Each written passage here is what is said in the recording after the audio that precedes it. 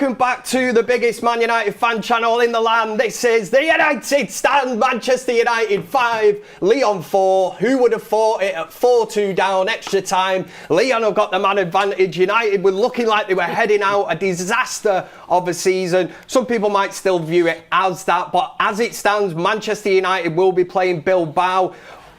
Can we possibly do this? I mean, it is absolutely unbelievable. What a roller coaster of emotions. I'm absolutely delighted to say that in my company, I'm joined by Maud, I'm joined by Jordan, and the Godfather himself. No party, no Ricky. He's back in the hot seat. He's absolutely buzzing. He come into the studio. He was like, yeah. Kept it simple, just knocked it about. Never in doubt. Let's get into it, Mauds. What I will say, I think this is. I just seen Tull in the messages saying good luck on the forum because I don't know what you've got to say. We nearly had a heart attack when we scored, especially the roller coaster of emotions. We're 4-2 down, and somehow, is it the Manchester United way? Honestly, I'm not for words. It is, isn't it? There is no perfect place to start with this. There's nowhere where you can really say this is a pinpoint where, we could really get into talking points. But honestly, it's just one of those nights. It's one of those European nights, one of those Old Trafford nights. That's why they call it the Theatre of Dreams. These are the things that happen at Manchester United. They don't happen to other clubs.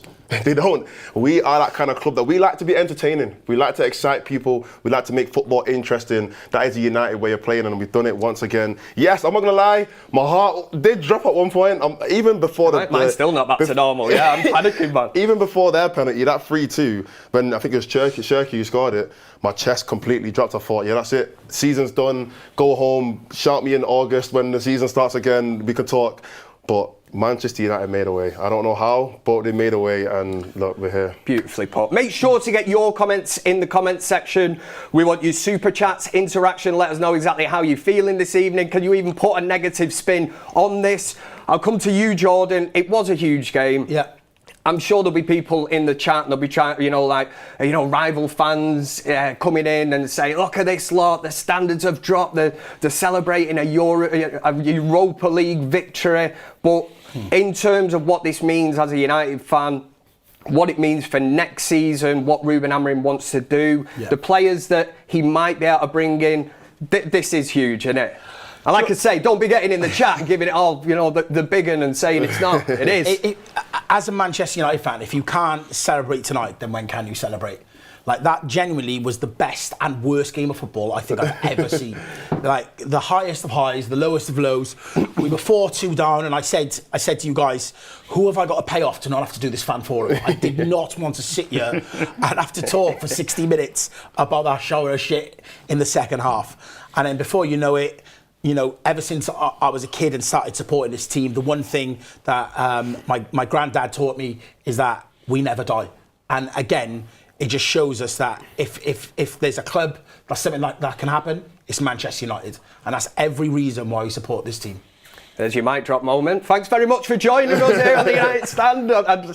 Ricky, you look like you're very, very happy with that. Obviously, we'll get into certain players. We'll talk about that. But obviously, shall we say that Ricky sees the game quite differently sometimes through your set of glasses? You might be a little bit surprised with my positivity when I tell you this little story. Hit me with it. You know that I'm normally not like this. But the guy sat next to me was up from London for the game, and when it went 4-2, he said, I've got a long drive, mate, I'm getting off. I said, no. I said, don't do that.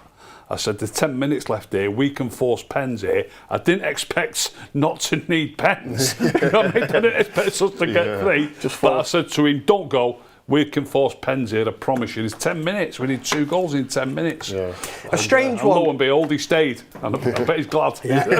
What a piece of advice from the Godfather. That's why he is the Godfather.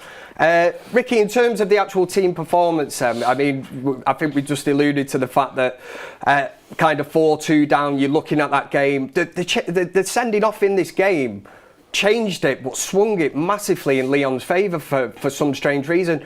What do you put that down to? Is it the fact that sometimes it can change games and it can bring a team, closer? Galvanise you. Galvanise you. Great choice of word.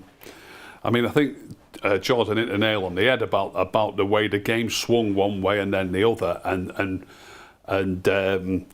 there was too much bad stuff as well. It makes for an exciting game, doesn't it? Yeah. But it doesn't. It's like a Sunday League game. Let's be honest. Yeah. I played hundreds of Sunday League games. I didn't play in many 5-4s. Do you know what I mean? I did play in 1 or 2, but not many. Is that because you kept it simple? It's like That's the move. No, When the goals are going in at both ends, you know what I mean? Yeah, When you play Sunday League football, if you're playing a 0-0 draw, you think, wow, what a game that was. You know what I mean? Because you don't play many of them either. Yeah. You know what I mean? Yeah. Let me just say that there's a lot of super chats coming in. Loads of people. Welcome to the United Stand Members Club. That's Rib, Fluke, Delta, MG3, Titan, Alba, Juan, Adrian, Tom, Citizen, ME, Safe Zone, Baru, Ross, Based. There's loads of you. Caleb, Richard, thank you very much. On the super chat front, we've got Magni who says, Kev, I think you owe us a victory song and dance. You might just get that at the end of the video if we can get to, what should we say? I need 1,000 likes. That's how Kev works. Siraj says, switch on and off team, switched on in time today. We certainly did, because if we didn't, then we knew that we were out the Europa League. And the massive thing is that if we somehow can win this, which we're still in with a shout of, we'll have Champions League football next season. And that might be something that maybe a Manchester City don't have. We discussed this before, so we'll have to see. But Mazra Wowie is in the comments and says, only thing better is seeing my love Kev happy. Oh, your mum's in there. She is with the super chat again. The old dear. Cheers, Mum. Love you. Dean says, I'm still trying to process what happened. That game was effing crazy. Oh. Do you know, it was actually, the saying, a game of 2 halves, that was actually a game of about 4 or 5. It was 4 quarters, wasn't it? Quarters, yeah. Like, literally, we could have done a fan forum on each half. Yeah. Like, it was the 4 faces of Manchester United. We literally seen everything. That's why I said it was the best and worst game I think I've ever seen. It was like 3/3 really, wasn't it? Because we scored 2. It was like in a 5-4 game, you might expect it to go 2-1, 3-1, 3-2. The goals might be all staggered around, but we scored twice, then they scored 4, then we scored 3. Yeah. They were all in a row, you know what I mean? Yeah, I mean, very unusual. It's almost the good, the bad and the ugly of Manchester United, wasn't it? All in one game. Yeah, I mean, that's what I was going to say. There's one thing in football that means more than tactics, it means more than ability, it means more than experience, and that's momentum. Momentum can take a team that should not win and take them over the line just because they've got that swing, they've got that energy, that desire to actually go and win the game. The reality is the momentum just kept on swinging both ways. It started off with United, and then they kind of just brought, I don't know, I think it was the subs, to be fair. They made about 3 subs in the second half, and that completely swung the momentum in their side. And then something just clicked. I don't know what it was, something just clicked. Maybe it was a Casemiro, that penalty or whatever it was, but something clicked for United, and it just completely swung in our favour, and we went and won the game. One thing I would say about Lyon is that they've definitely done a lot of work on the training pitch with 10 men. I know it was something that Mourinho used to train a lot, was all sessions would be with 10 men. But they were a better team with 10 men than they were with 11. Yeah. And that wasn't just down to them pulling together or whatever. They tactically were set up better. And I think that caught us by surprise. And you did see them have that kind of huddle where they grouped up when the man got sent off. And I mean, it's even debatable if you wanted to get into that. I mean, did you think it was, Ricky, you were at the game, so have you actually seen it back? Did you think it was a sending off? Because from a United perspective, if that was one of our players... I've not seen it back, but I've had a message from someone saying it shouldn't have been a second yellow. Yeah. It was weak.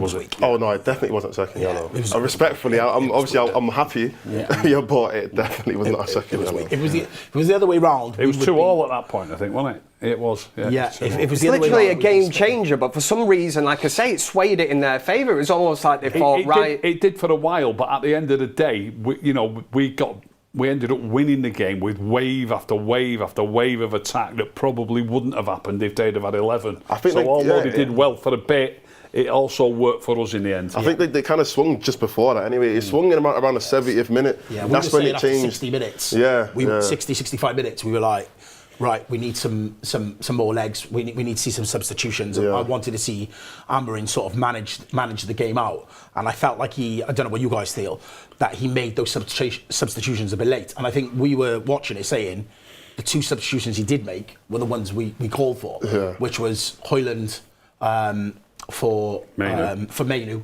and play him in the 9.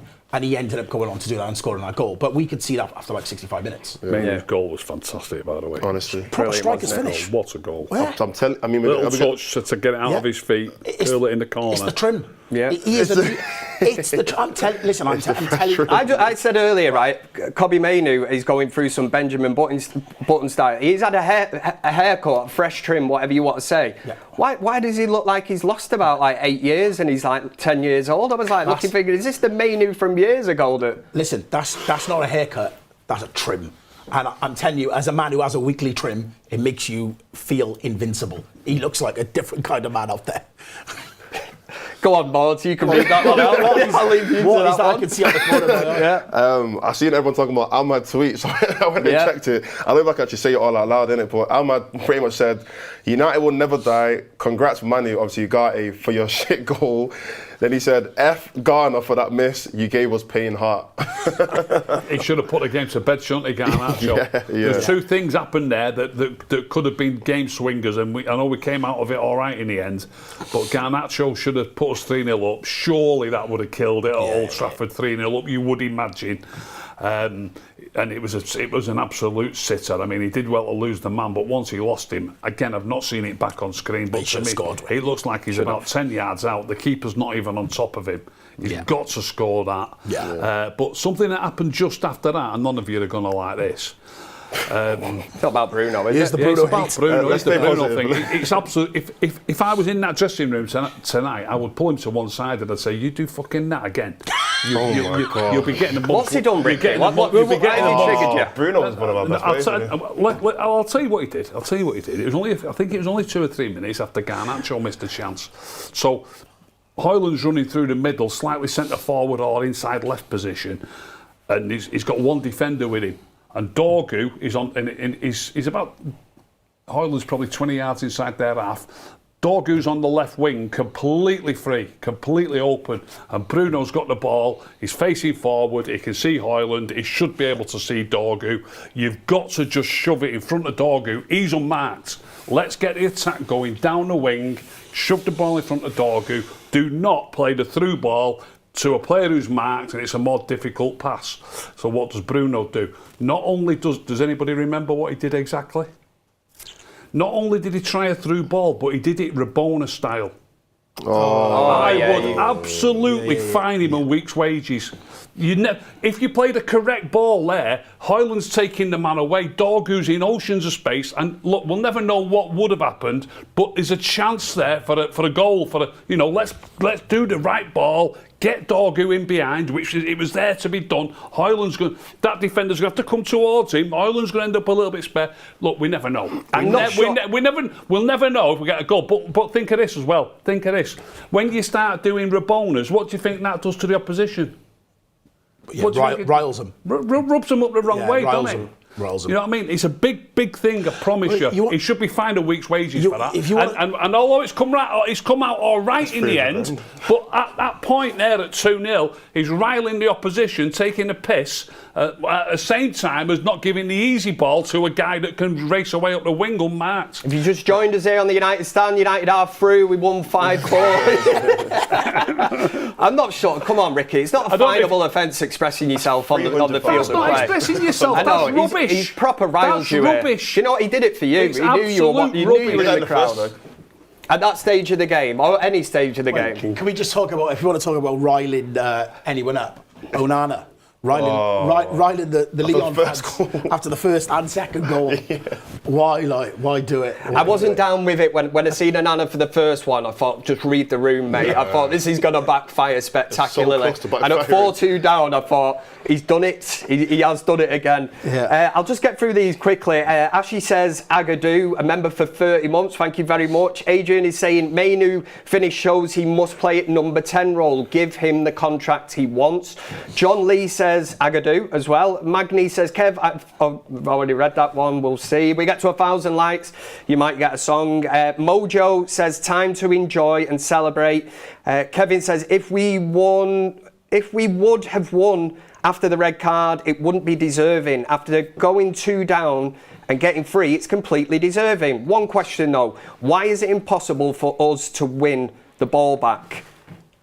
we stick on that super chat for a second? Do you see that as a main issue at this moment in time? Because what I would say after 45 minutes in that first half, I thought the Ruben Amorim kind of style, I think it's the first time as a 45-minute sort of outing where I looked at it and I thought, listen, we've had plenty of false dawns where you look at it and think, here we go, because in the second half we did lose that intensity, whether they're sending off changed it or whatever, but I did look and think, in the first half performance, I thought, how are they not doing this it's so easy to say, how are they not capable to do it?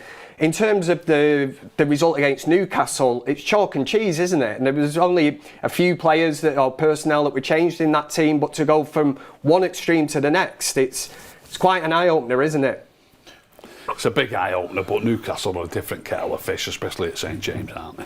You know, we could have turned out and been just as much up for it and still got beat by Newcastle. You know, they're absolutely on fire at the minute, aren't they? Yeah, they are. And I thought in the first half, like you said, Kev, the central midfielders were allowed us to play a really high line.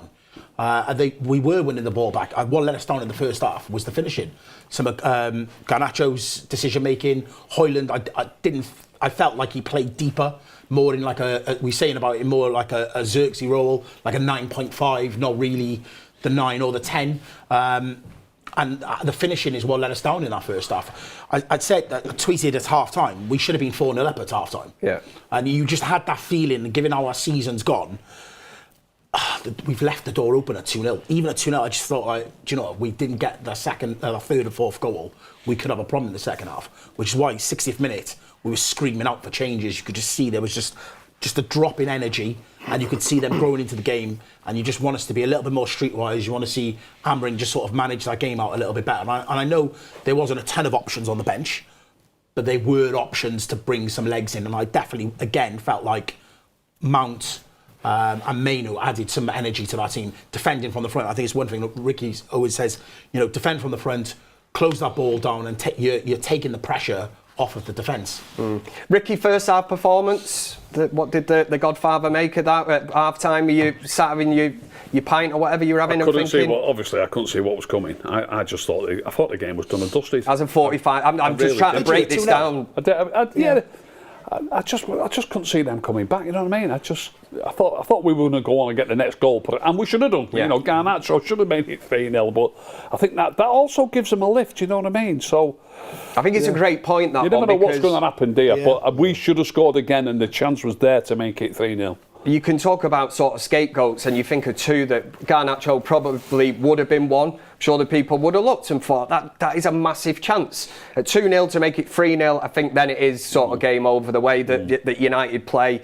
And possibly, you know, like a Luke Shaw, who's, you know, gives away the penalty. He's come into that team. Another one that I think some Man United fans aren't fully on board with, maybe his commitment, the fact he went and travelled with England after being out with United and stuff. So there was a few sort of side stories to be written there this evening. So I'm glad that in a way that, well, we've done the business, haven't we, and sort of gotten over the line. But in terms of players who started the game this evening, I mean, the man of the moment, let's give him his flowers for this moment in time, and I think we should talk about Harry Maguire. 100%. You know, he's had a tough time, and there might be people sat home now saying, well, you lot on there, you have given him a tough time. And I do stick by, everything what I've said in the past.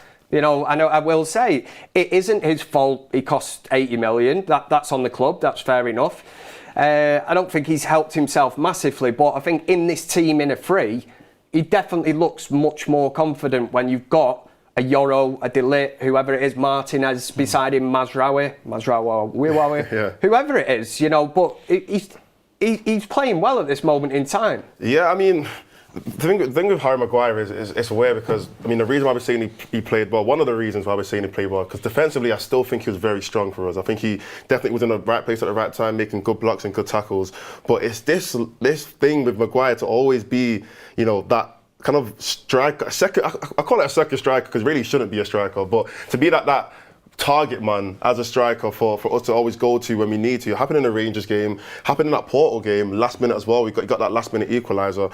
He somehow just has this ability to just be like a magnet in the box and to get these headers. He kind of just shrugs people off because he's so strong and physical, and obviously heading ability is very good. But he's just got this thing about him where you put him in the box for about 5 to 10 minutes, he's going to get at least 2 or 3 good chances and put the ball in the net. And to be fair to him, he has had one of the most roller coaster careers from any player that we've probably ever seen. And I'm talking about in terms of like, not necessarily like winning and stuff like that, but like pressure and things like that. I mean, he was at one point the most expensive defender in the Premier League ever, actually. £80 million. The amount of pressure that would have been on him at that point, it was insane, especially at the time where United were kind of looking to bridge that last hurdle to try and become back to what we used to be. He was supposed to be that one signing to actually take us over the line, and obviously being a captain as well. But obviously that didn't work out. Very, very difficult moments for him, where the whole fan base turned on him. He went to jail in Greece. Yeah, it was in Greece, or Mykonos. Yeah. Had that whole situation off field, which probably added a lot more drama into his life. Just say allegedly there. Yeah, allegedly. I don't know, I wasn't there, so I can't speak on it.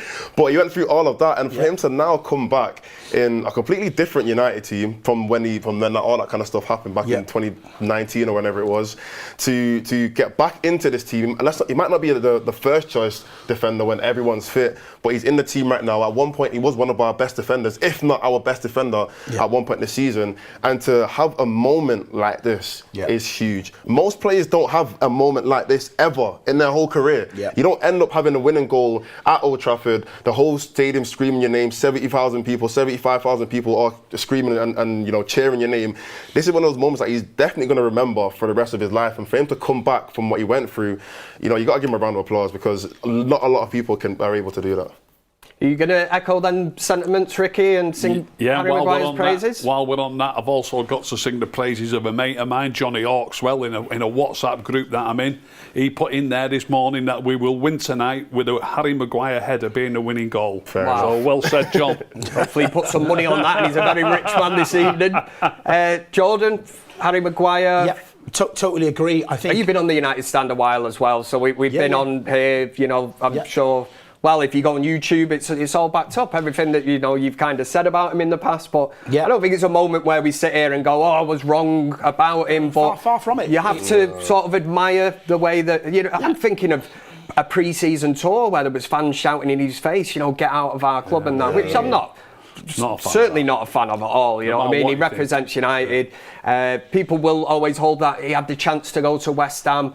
He didn't, but that's within his control. A lot of people will say when you leave United, it's downhill. I suppose at this moment in time, it might be uphill for you. You might be like, sod that place. But no, he's a man who's thrived from losing the armband and the change in formation. Him playing in a back three absolutely suits him down to a T. We were talking in the build-up show about how Euro complements him, and for Maguire's weaknesses, Euro strengths. I also thought Euro had a really good game today. And then when he does go into that forward position, he's almost like an old school centre forward. Like I can't think of his name. He used to play for Bolton. Oh yeah, that was like a human flick-on machine. Kevin Davis. That kind of old school striker. And in Europe, they're not used to that. They're not used to having somebody that big and tough up top. And there was always going to be a chance. And when he went up there, I said, all I want to see is that knee slide and his ears cupped. I just want that moment. You know what it is, though? It's very Tony Pulis, Sam Allardyce. You know what I mean? Amorim will get away with this evening. But it is send the big lad up from the back, innit? It's like let him cause mayhem. And he had to do it. If it's not broke, don't fix it. It's worked for years. Big man up top, lob it in and hope for the best. Everyone in the ground was shouting for a pen. I've not seen it again on the telly when he was running through. There was a shirt pull. They were both. They were both pulling each other's shirt. It was. From one angle, it looked like, but then it wasn't. But we just knew he was going to get an opportunity. The one thing I would say is there's been so many times in years gone by where he's got a head like a 50 pence piece. He manages to win the ball, but never get it on target. And he has improved at getting that ball on target. Yep. And if you can get it on target, Ricky, as you know, anything can happen. Got a chance, yeah. Anything can happen.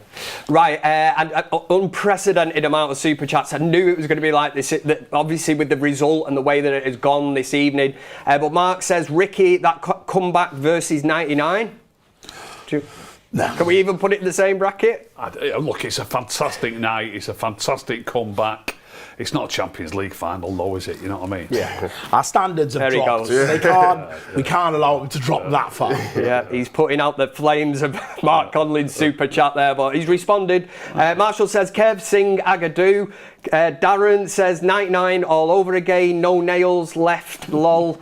Stu Mainoo is a big game player, Agadoo. That's what they must have been sent over from Mark streaming it with Agadoo. That's what I'm just trying to get what's going on here. But CL665 says, was anyone aware that the Old Trafford half-time record was at stake? Not sure if it's been mentioned. That's what I said. More times. Hopefully somebody can cover that or clear it up for us. Dylan says, check the Ahmad tweet. Mauds has sorted you out with that one, boxed it off. David says, need a whiskey to help my nerves, all best to you. Spencer, from solid to cluster FUKC to exceptional, unbelievable game, love this club.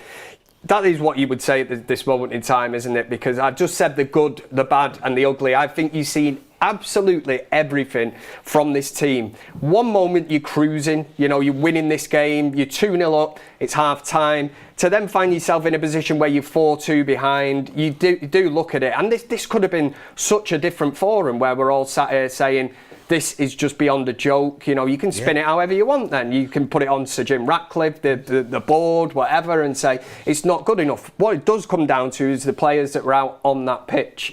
What I will say, and I'll throw this one to you, Ricky, in terms of Harry Maguire and what we're talking about then, does it say a lot for shall we say, the career of Rasmus Højlund at this moment in time that, he's being brought off? We've seen Mainoo start as a false nine for United ahead of Højlund. You've now got Harry Maguire, the big man from the back, going up in certain points of games.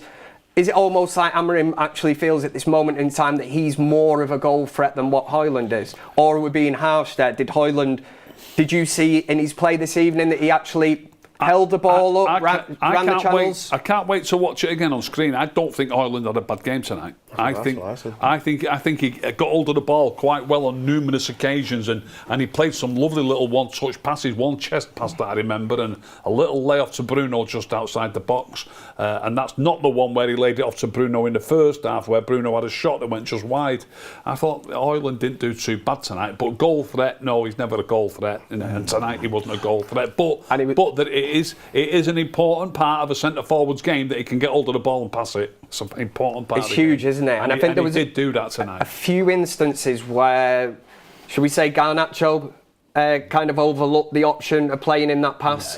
I remember one moment where Højlund he was running in on goal for a tap-in and ends up booting the post in frustration, where you're looking, and it has been an argument, hasn't it, where is he getting the service, is he not? But I do agree that this was an evening where I did look, and I think there was moments where he was in that position where if Garnacho makes the right decision, Højlund could have had a couple of goals this evening, easy. Yeah, I mean, one thing I will say is, for people who think that, Maguire's a better striker than him, start Maguire at the start of the game, he's not getting goals. It's not the same. It's a completely different game. It's not the same. When you're throwing the kitchen sink in it and going, it's a bit harsh to even say, your whole season's on the line, isn't it? Basically, completely different game. Completely different game. So you would want to start Højlund over Maguire for the start of the game, for the majority of the game anyway. But like you said, being a goal threat, it's like McTominay. I wouldn't put McTominay as a striker for 90 minutes, but if you're talking about the last 10, 15 minutes, you're going to get something out of him. You might get a goal, you might do something to create a goal. But that's just certain players are just good at that. Certain players just have that kind of instinct, and Maguire and Mainoo are two of those players. So, but I wouldn't say they're better strikers than Højlund, no. Did you see it like that this evening, Jordan? I agree with Ricky. I thought in the first half, he showed some nice touches. He dropped deep.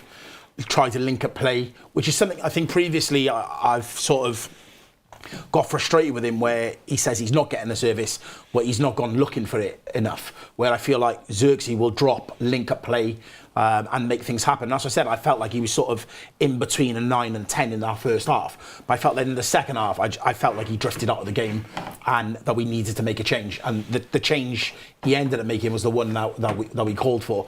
And Mainoo took that goal brilliantly. Can I ask what score was it? Anybody when he actually took Ireland off? Was it 2-2 at that stage?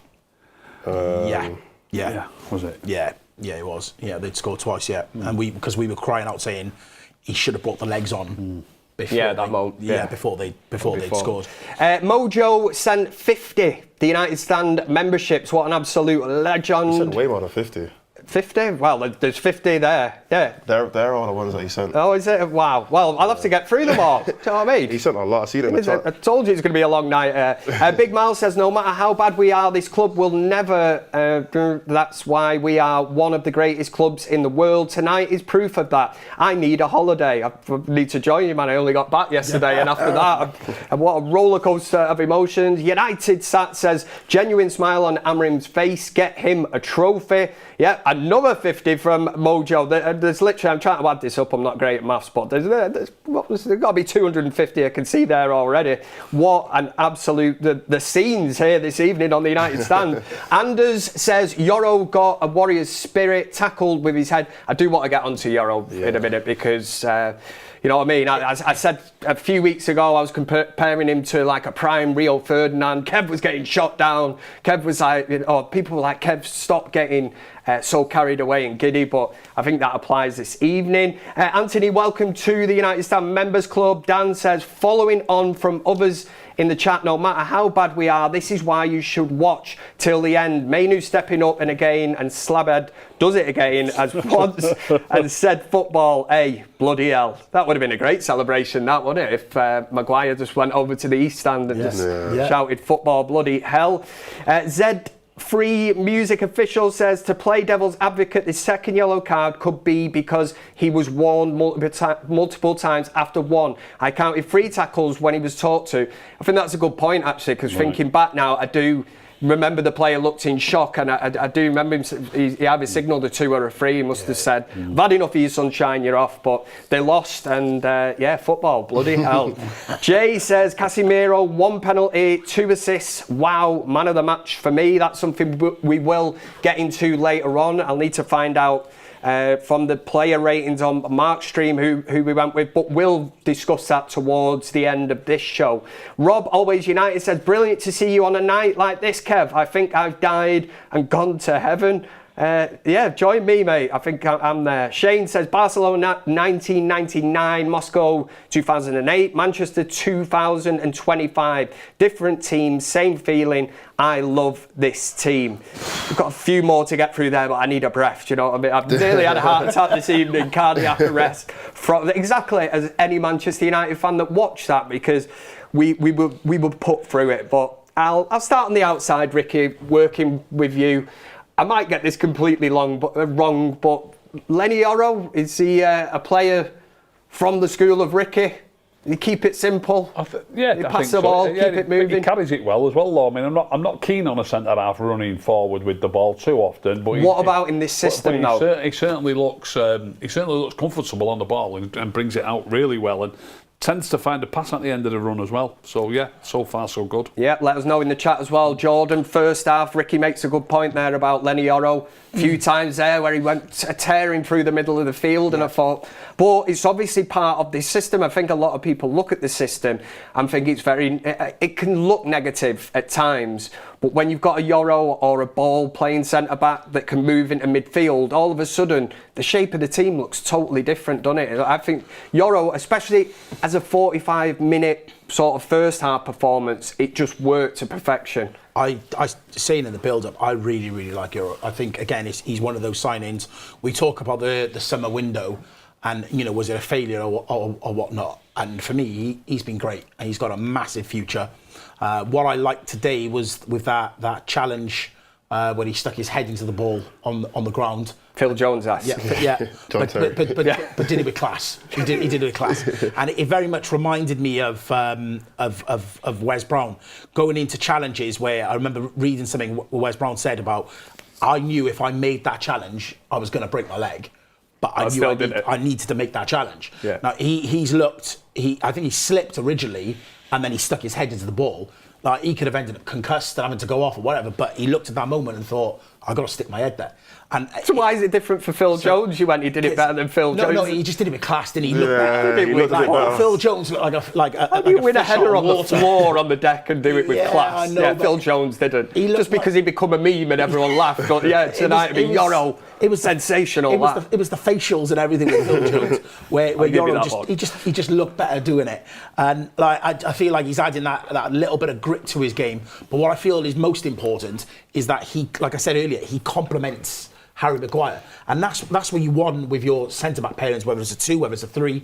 You want a partnership, strengths and weaknesses, and I feel like that's what the blend we're starting to find now with Yoro and Maguire. OR in with a super chat says, just wait for Ahmad and Mainoo. I knew we have something good to wait for. We'll get onto that as well. There's obviously a possibility that Ahmad could be back before the end of the season from what we're hearing, and that would be a massive boost, because I think in that sort of front three or the number 10s, whatever we're talking about, it would make a huge difference. Anthony Tracy says, magic moment was the kid crying to pure joy by the end. It's a sensational moment, that. Have you seen it yet, Ricky? No. It's lovely, because we were watching it at that point of being sort of 4-2 down, and he's only a young kid, do you know what I mean? His dad's trying to console him. If you've not seen it, go on the internet, it's probably gone viral, but to see a kid in such, his tears, his dad, you know yourself, you've been at games where, come on son. But then to go from that to the point of 5-4, he's literally sort of crying tears of joy, isn't it? It was great that the camera picked this kid up again and went back. Fantastic. Chris, a member for 55 months, says, Ricky still slagging Bruno on a night like this. Wow. He wasn't. He was just nitpicking about a Rabona. Ricky doesn't like players that express themselves. That's not expressing yourself. Got to keep it simple. Kev, that's not expressing yourself. Is it not? That's absolute rubbish. Come on. It's just rubbish. Don't do that when there's a simple ball on. There's no need for it. I don't know. You don't do that, Maud. I've not been to see you yet. I don't do that. Right, let me see where we're up to here. Let's see. Another 50 memberships from Mojo. This is going to be the whole stream could just be like Mojo again, in with another 50. Anthony Drayton says, one more thing about the Mainoo trim. If you look good, you feel good. If you feel good, you play good. If you play good, then play good. Pay that man. Pay him. Pay him. He looks lethal with a trim. Pay him. Matey Boy says, shout out Casemiro, won the penalty and 2 classy assists. Liam says, Cider going down nicely, down in Somerset. Dimitri says, put Maguire striker for the rest of the season. Go on, man. Yeah. Now you are getting ahead of yourself. Luke says, torn my cardinal ligament in the week. This win still had me doing a celebratory waddle, ready to cry, but at least it's happy tears, big love. It's great, isn't it, when you have a moment like that, is when you forget that you've got ligament damage, but you still go mental. Love that. Aki says, need De Ligt and Ahmad for the semis. Atleti will counter. That is a good point. Dimar says, Jordan, those braids are clean, mate. Reminiscing, cutting mine. Ricky, legend. Kev, big up, man. All the crew, cheers, thank you. Big Juice says, shout out to Mojo. Yeah, because the next one is that Mojo's gifted another 50, the United Stand memberships. That's brilliant. Elnar says, Ricky, love your passion, but the Bruno agenda's getting old. He's our captain, puts in the work, deserves support, not constant criticism. Well, he needs to cut Rabonas out. I'll tell you there that you for go. nothing. We need a t-shirt made up of this. Any proper manager will tell him. And if our manager's seen that tonight, he needs to be telling him.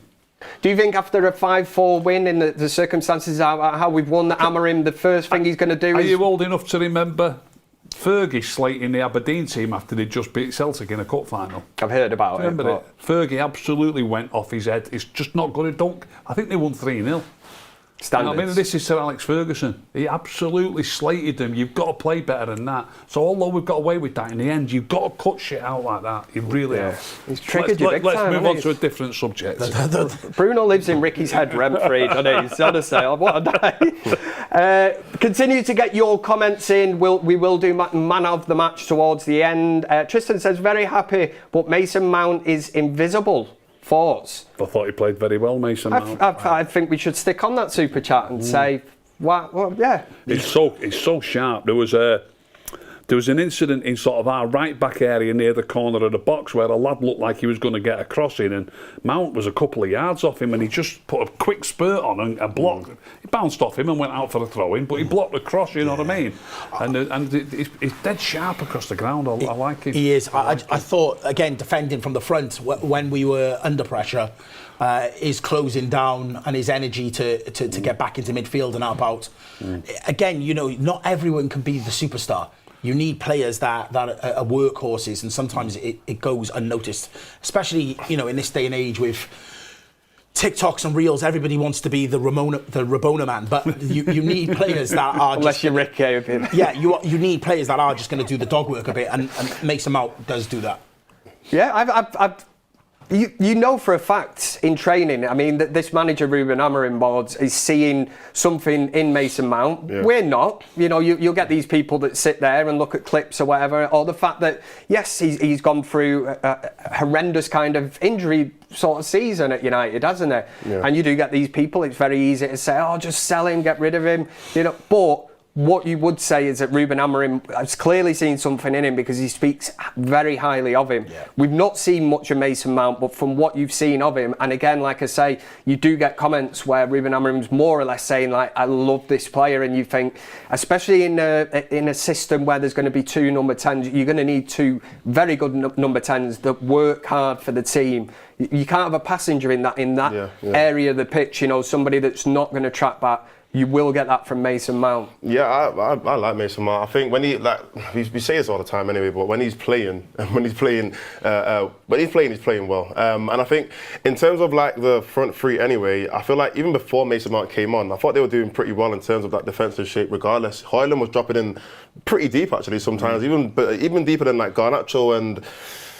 Bruno was at some points to make sure that they are defensively compact and there was enough players in that midfield, and that was clearly an instruction from Amorim to make sure that there was no holes in the middle of the pitch, and that instead of our players to just be outlets, which they were. Garnacho was a good outlet, and we spoke about Harden obviously being good at, in terms of link up, but defensively we were very structured. And when Mason Mount came on, you got to understand as well, he came on at a very difficult period. 85th minute, we just conceded 2 goals, something like that. You asked him to come and kind of do the impossible, to change the game completely. Yep. Him and Mainoo together to change the game when we spoke about it earlier, the momentum was completely switched onto Lyon's side. So I can understand if he probably struggled straight away to kind of find his feet a bit into the game, but I feel like eventually him and Mainoo, both of them, actually did a very good job in bringing the momentum back to United. Yeah, like Tristan, we've answered that. I do like that because I always say that if you've got a comment or something you want to talk about, make sure you get it in as a super chat. Simply Red says, nothing wrong with Onana giving it to the fans. Why would we play scared? Should be able to beat any version of your opponent. Also, apologise to Cassie Arju. I think we were just saying at that moment in time that Onana going 1-0 up, you know, you're not going 4-0 up where you're thinking he's giving it the Peter Crouch or whatever and he's giving it the big, and especially with the week that he's had, you know what I mean, he's been dropped for a game against Newcastle. What would you say about his performance today in, you know, Onana? There's a few good saves. Yeah, a few good saves, I'm not going to lie. It's a consistency thing, clearly, though. 100%, because it's not the first time we've seen Onana make good saves. We've seen him do this before. And I mentioned it on the last forum, the thing with him and Bayern there, they can both make great saves. I don't think that's a problem. They can both do it, and they can both have some kind of good distribution that can impact the team in terms of, you know, playing out from the back. It's just the fact that they let themselves down, you know, and it's we always say this as well, it's the simple things that Onana gets wrong. Those saves were not simple saves. Those saves were saves that, I know maybe some people might say, yeah, he should have saved them, but the one from Turkey where he kind of like ran past Dorgu about 2 or 3 players and he had a shot off, That's not an easy save to make. You know, you got to get down pretty quickly, and you got to have a strong hand to it. There's another one where you also had to have another strong hand to it. So look, you got to give Onana some kind of credit for doing that, but at the same time, like you said, they're trying to like rattle the fans and all that kind of stuff. I'm not for that, because you're not the keeper to do that. You've not done enough to have that kind of energy and to have that kind of overconfidence to try and, you know, joke around with the fans and make it seem like you're the best guy. Matic could have been laughing at the end of this game, absolutely laughing at him. Well, at 4-2 was it? He ran on the pitch. He ran on the pitch. Celebrate with the players. You know what I mean? So he could have completely swifted, and then we would have looked back and said, "Oh, Nana, why on earth did you do that? Why were you acting overconfident when we didn't have the game like over and wrapped up and done?" But finally, we actually did win the game, so let's just kind of focus on the next one and be a bit more positive. Yeah. I agree with you. I think for me, for Onana today, is that, yeah, he did make some really good saves, but a lot of the mistakes he makes are simply down to a lack of concentration. Yeah. Concentrating on the ball coming in from crosses and stuff like that. So for him to be running off and celebrating in front of fans 1-0, 2-0, when the game isn't put to bed, suggests to me like the emotions getting to him and a lack of concentration. Concentrate on the game for 90 minutes, see it out, and then go and celebrate in front of the fans as much as you want to. But in that moment, you want your keeper to be switched on. And that was why I was a little bit frustrated with him, especially, like Maud said, after the run he's had the last couple of weeks. And he has, Ricky, had a difficult week. Did you think it was totally justified that he was taken out for that Newcastle game? I know Ruben Amorim said that he needed a bit of time, like a week off of football for everything that went on in the first leg against Lyon. Would you have agreed for that? If you were the manager of Wythenshawe Raiders or whoever it was you played for in the back of the I would have changed the keeper for the league game, yeah, without a doubt. Yeah, I think he's done all right tonight. I think he's come back with flying colours, I really do. Yeah. He did all right tonight. I know he's let 4 goals in. I can't remember any of them that he should have saved. I don't know if you think any different. I've only seen them all once at the game, obviously. But I don't think he was to blame for any of the goals. No. Robert McCormack says they just refuse to feed Hoyland. Big Juice says, shout out Mojo. Yeah, Mojo's still just gifting out memberships. Fair play to you. Zach Anderson in with a super chat but didn't actually say anything. Don't do that, man. Make sure you put some words of wisdom in there or something. Ian Tracy says, if we play with 2 narrow 10s, we need our striker running forward, not dropping deep. Hoyland was getting in decent positions but was ignored. I think we can agree on that this evening, can't we? It's probably the one time a game for Hoyland where you did look and think he'd been overlooked. I need to watch it again, Kev. I'm not sure how many good situations he was in where he should have received a pass. Yeah, can't remember. Was there anybody square for Garnacho to pass to when he should have made it 3-0? No, that was just he just had to shoot. He made the right choice. Don't get me wrong. It was a glaring chance. He should have scored it without any doubt. Yeah. Jim King says, crazy game, crazy emotions. First beer in 2 years. Celebrate. Glory, glory, Man United. Hopefully we can go on to win the cup. Let me see. Red Army says Maguire defines what a United player should be. Total overreaction here now with this win this evening. Mazrawa Wiwawi says, Ricky, watch your tone when talking to my love, Kev. There you go. There's my mum looking out for me again. Thank you. Sally says, Kev, Mojo has gifted 250 memberships tonight. Give him a mega shout out. He's a legend of our community. That's like literally 1.5k memberships been handed out. This is... Imagine we actually win the Europa League. Imagine the absolute scenes in it. We're going to Bilbao. There's Beth back for the game. And also, she got an interview with the man of the moment who we were discussing earlier, Harry Maguire. So that will be... Is it up yet, Greg? Or No. No? As well. Okay. Oh, embargoed. It'll be on later on, so you'll get to see Beth. Hopefully, she will have asked him some really great questions. Text Peer says Fergie beat Rangers, not Celtic, with Aberdeen. Oh, was it Rangers? Yeah, Apologies. Conaldo says, does Amorim get credit or criticism tonight? We won the game. We won the game. Let's just be positive. Yeah, and do you know what? Well, it's a good question. That's why I will stick on it. It's a democracy. Wasn't it nice? Are we talking about? Yeah. Wasn't it nice to see him with a big smile on his face and actually enjoying a moment? I feel like, from the swagger when he first came in, with his amazing win records and whatnot, like it has clearly took his toll on him the last couple of months. Did you see the state of David Moyes when he left United? He aged about 20 years in like whatever it was. Yeah. What was he? He wasn't even there for, what was it? 7 months. It was just nice to see him run up the touchline, celebrate that goal, and then walk off with a little bit of swagger and just sort of pressures off a little bit.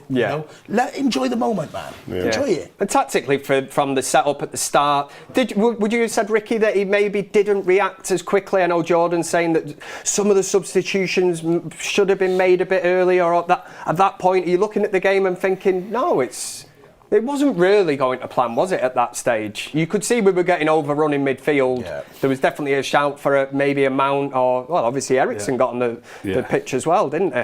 I'm not convinced about Ugarte keep getting taken off with 20, 25 minutes to go on. Was he doing that badly, Ugarte? I mean, I like this Ugarte-Casemiro partnership, yet it's always Ugarte who comes off.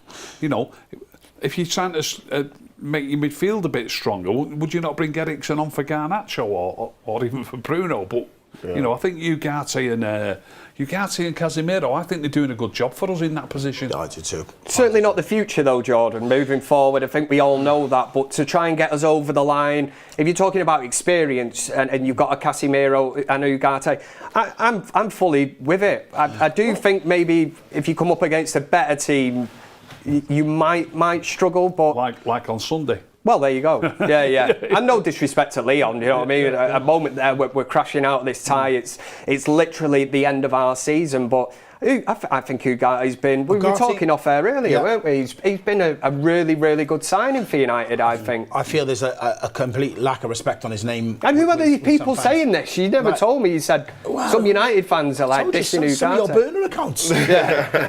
No, I feel like, again, an unsung hero. I feel like he's come into the team, had a tough start, but we're definitely more solid with Casemiro and Ugarte in the midfield. And going back to Van Nistelrooy, the first thing he changed when he took over was put those two and make us hard to beat. And like I said, if we're defensively sound, win it from the back, and if you don't concede, you don't lose. So I agree with Ricky. Like, they're doing a great job for me. Casemiro, I feel like he's come alive again. I feel like they're not the future, but you can only play what you've got. Yeah. So for me, they would be my first choice. You can't really force him out at this moment in time. Nah. Looking more long term at Maud, obviously Ugarte would be the mainstay in there. Who would you, obviously out from your opinion now, you see a Kobbie Mainoo come back on the field this evening. I think he's a breath of fresh air anyway. Shame he got the injury and that. I think you could literally build this team around him. But who would be your two then? I don't want to just say Ugarte is going to be one of them. I mean, it could be more long term. He is one of them for me. He is one of them. And if we are talking about long term, obviously Casemiro probably he might stay, to be fair, next season. He's still got 1 more year in his contract, and I wouldn't leave if I'm earning 300 grand a week as well. So he might stay. But for me, the main difference that I would put into this team, obviously a player who's kind of come back from injury, is Kobbie Mainoo. If we were to pick two midfielders, I'd say Bruno and Ugarte.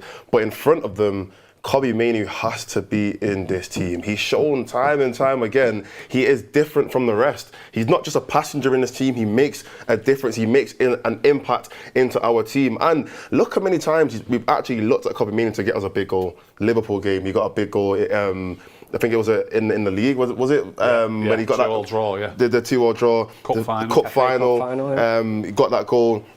Even that Wolves goal from last season, where that solo goal, he's put it through his legs, shrugged off a player, last minute winner, 4-3 win. Yeah. Today again, he's obviously got this huge goal. Kobbie Mainoo makes the biggest difference in this team, and I don't understand this whole narrative of he can't play in the system, he hasn't got the legs, he doesn't know what he's doing, Amorim doesn't fancy him or whatever. It's all rubbish. It is absolute bollocks. I think Kobbie Mainoo is one player that, for the future and for now, as long as he stays fit and not getting injured, he is a player that has to play in this team. We've got another mic drop moment here on the United Stand this evening. I get crucified for being. Wow. People call me Player FC because I like Harry Maguire. He's one of the few players that I will always back in this team. Him, Ahmad, maybe somebody else, maybe Bruno or somebody. But he's one of the few players that I look at and I think, for a team like Man United to have a 19-year-old that is this good, how many other teams in the world can say they've got a player from their academy at this age that is at this level? There's not many teams that can say that, and we're the one team that's saying, oh, he's not worth the money, let's sell him to get some money for PSR, let's go and do it. It's absolutely insane. When the whole talks about Ineos selling him to make some money off him, I thought, this to me kind of goes against what United is all about. We're about youth, we're about bringing up our talent and playing them in our team. Kobbie Mainoo is a one player that kind of represents that. Who drops out of that starting 11 for you and Mainoo plays? Well, it's hard to say he drops out because, as in like right now, next season. Well, the 11 now he started today seems to be there or thereabouts. I think there's a shout for Mainoo as a 10. Put him a 10. I had banged that drum for a while. He was a 2-10 today. Garnacho and Bruno and then Casemiro Ugarte. I play Mainoo instead of Garnacho. I think he brings something totally different to that system. That could be one. Ball retention, everything, goal threat. I think Ahmad's more similar to Garnacho with his pace and that, isn't he? I'd go Mainoo and Ahmad as the 2-10s. That's what I'd do. Yeah, obviously, if Ahmad's available, Ahmad will definitely be one of the 10s. In my opinion, you could suffer for Garnacho. I still think Bruno plays better in the midfield anyway. So if it was Bruno and Ugarte, and then Mainoo and Garnacho, or Mainoo and whoever else is there, Mount or Mainoo and whatever, I just think Mainoo has to play. And I've only watched the goal back once on my phone when I saw it. When it happened, I was too like... You're caught up in it. I didn't even realise the game was still going on, and then next thing you know, Harry Maguire scored, and it was like, what? I'm not even watched the goal back. I don't know what it looks like. But when I watched it, I thought, oh my, what a finish. That's not like a snatch and grab. He's actually brought the ball down, taking it past one player, and put it in the back of the net. Composure, isn't it? Composure. Not many players can do that. So, it's a brilliant goal. Absolute brilliant finish, honestly. Mainoo, Ricky, certainly a player that I know there's talk that Manchester United might entertain offers for him. Is he? I'd love to be a fly on the wall. I don't know what sort of money he's asking for, but I'm a stickler for keeping your house in order. Yeah, for no Raboners.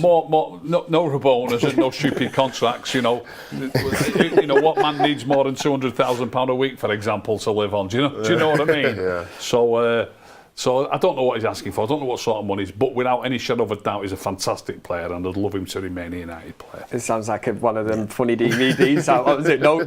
No big contracts and no Raboners. Super chats. Yeah, that's me throwing myself under the bus as usual. Let's see. Sid T says, best night after Paris. Let's just enjoy this. Lord Maguire, the club finally made me cry. Happy tears. Ricky, go easy on Bruno just for tonight. Well, he's not, has he? He's still nitpicking. He doesn't like the Rabona. He's down with that kind of thing. He's not having it one bit. Andreas says Bruno is the hard-working employee who picks up the slack for others, whilst Ricky, the manager, fails to recognise his efforts. Love you, Ricky. But man, you've triggered the comment section as well here. Anyway, Ricky, I don't know. Bruno triggers Ricky and the comment section. I don't know. It's the Miles says Toby Collier and Ugarte for the future. That's somebody we didn't even discuss there. Toby Collier, he must be injured. I've never seen him.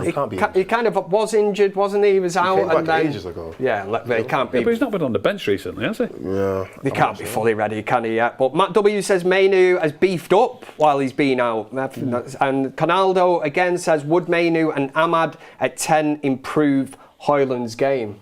That's a good kind of question nearly to wrap up on before we do man of the match. I think there's a fair chance that he would. I think Ahmad would see the passes better than Garnacho. We definitely scored a lot more goals. I think not so. necessarily. I think that there was a few occasions this evening, like I said, maybe when Ricky watches it back tomorrow, that Højlund could have been played in, but maybe I'm getting it wrong there. I'll let you know, mate. I'll send you the message. You were be quick with that one as well. I've just watched it back. You were wrong, Kev. I'll be like, nice one, mate. Let's get on to man of the match then. I'm gonna say Casemiro. Yeah. I think he got 2 assists today as well. 2 assists. Yeah, I got 2 assists. Got the one penalty. I think it was great all around. To be fair, there are other plays that we can put in there, but I think Casemiro had a good game. I think Casemiro. And it's sort of a stage at this game. You could have looked at it, you know, if we'd have gone out. I mean, we would have been sat here going, "I'm not bothered." Like that kid that, you know, like takes his ball and goes home. You'd be like, "Don't even want to talk about it. I'm not bothered." Man of the match or whatever. Jordan, would you? Yeah, I'm just really glad how he's managed to dust himself off after people writing him off, and a great performance. It's harsh though, isn't it? Because again, we spoke about Harry Maguire earlier, but Casemiro gets labelled with this as well. When we first signed Casemiro, everybody was up, you know, like, "Way, best CDM in the world." There we everyone's go. saying. Nobody was worried about paying him 300 odd grand a week or whatever. It's only because, you know, all of a sudden now it's like, oh well, we need him off the, you know, the books, and we need to get rid of him. And I just feel like he's. Other players, I'm going to use Ryan Giggs as an example. Ryan Giggs, up and down the ring. As he got older, he had to adjust his game. But because he was one of our own, we sort of accepted the fact that actually he can't do what he used to do, so we have to work with him. With Casemiro, he came in, first season, incredible for us. Second season, couldn't quite do what we wanted him to do, so we just sort of went, he's not good enough, he's rubbish. And some of the negativity then about that, I just felt has been a bit harsh. We needed to have somebody with legs next to him to get the best out of him. He can still read the game great. He can still pick a good pass. And I just feel that balance with Ugarte, it works for him. Just bang on time with the super chat. Matt W here. We always do Beth's magic moment. I can't rip off that segment, Beth. I'm not going to call it Kev's magic moment. It wouldn't be right. But Matt W says, can we take a moment to acknowledge how sublime the Bruno volley would have been? In fact, let's just wait for Ricky to shoot this. It was a cracking effort. Yeah, but he didn't score. It was a cracking effort. Is that it? Well, what else was it? That might have been one of the best, finishes. Well, could have been one of the best finishes I've seen, honestly. Was it Rooney Van Persie vibes against Aston Villa? It might have been better. It might have been better. If it went in, it might have been better. Well, I'll watch it again on screen. I've only seen it live once. It was a good effort. It's coming over the top from about 50, 60 yards. Van Persie's goal, remember that one? The Van Persie goal was amazing. Rooney to Van Persie against Villa. But I feel like the Bruno's one was coming over the top of his head. He's having to watch it drop down, and he's hit it first time on the volley. Yeah. He's pretty much off the ground when he's hit it. Look, they're both amazing, maybe even just as good as each other. Persie's went in now. Yeah, he did. And we won the league. There he goes. I knew he'd pipe up with that one. He didn't score though, did he? Yeah. No. Is that what you would have for Beth's magic moment? Well, I've not seen it yet, but I'm tempted to have a look and mention the kid that you're talking about in the crowd. A man after my own heart. It's got to be, hasn't it? Yeah. I know there was some great moments in this game. I couldn't even told you who scored. What was there, 9 goals, 5-4? Yeah. My head is absolutely, honestly, what a game of football. But for me, the magic moment has to be the child that was picked up at 4-2, crying his eyes out, probably just summing up every Manchester United fan at that moment in time. But then to see tears of joy at 5-4, could not believe it.